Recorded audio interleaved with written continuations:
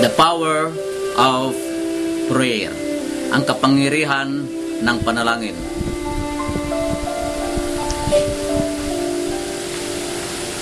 When you pray to the moon, to the stars, to the ocean, or to any idols, or to land, or to an animal, there is no power.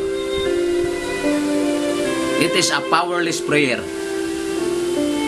Ngunit kung ikaw ay manalangin sa makapangyarihan na lumikha sa atin, kung ikaw ay manalangin sa buhay na Diyos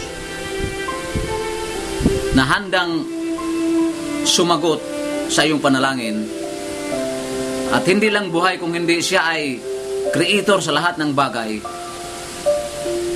ang iyong panalangin ay may kapangyarihan. Ngunit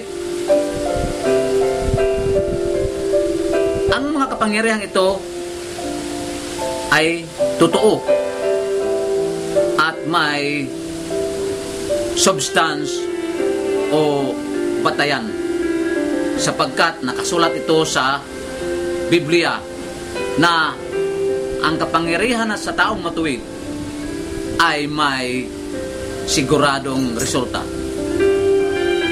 Naniwala ka ba na ang panalangin ay may kapangyarihan, kapatid?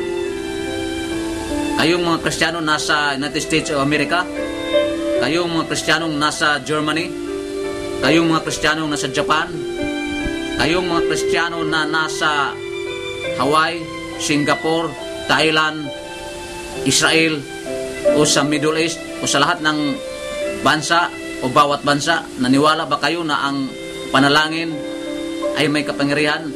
Do you believe, oh Christian people, that prayer has its own power? Or in other words, do you believe that prayer will make you a powerful human being, a child of God who has the power because of your prayer? Ang Biblia ay nagsabi na ang prayer ay may kapangyarihan. Luke 18:1-7, Luke 18:8, Ephesians 6:18, Colossians 4:2, 1 Thessalonians 5:17. I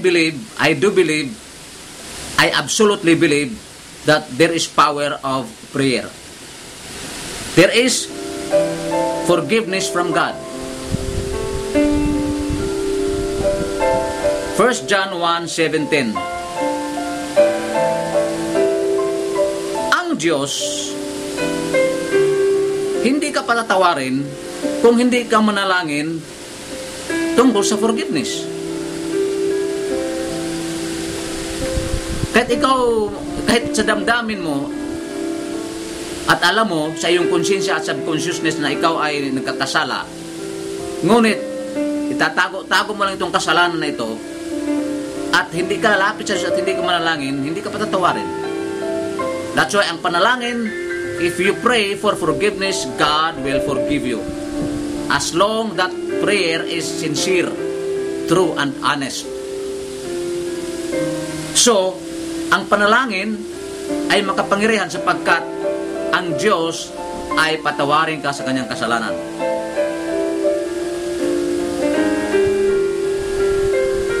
Ang panalangin ay may kapangyarihan sapagkat there is peace from God. Philippians 4:6, Philippians 4:7.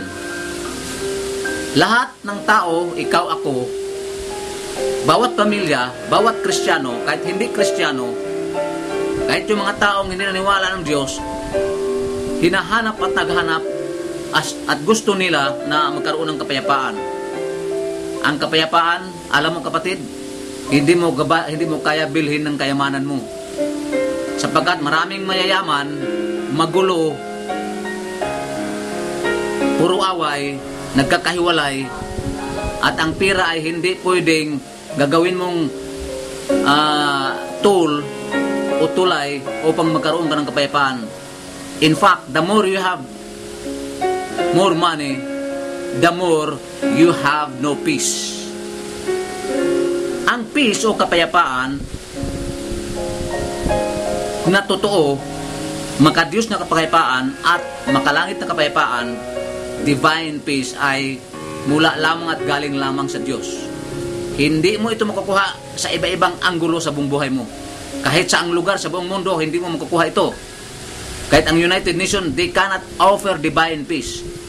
It can be, they can offer a political peace, a governmental peace, international peace, but a divine peace, a peace from God, a peace from the Holy Spirit, hindi nila kaya. Ikaw, hindi mo rin kaya. So, kailangan mo ng kapayapaan galing sa Diyos. At, makuha mo lamang ito sa pamamagitan ng panalangin. Kung magulo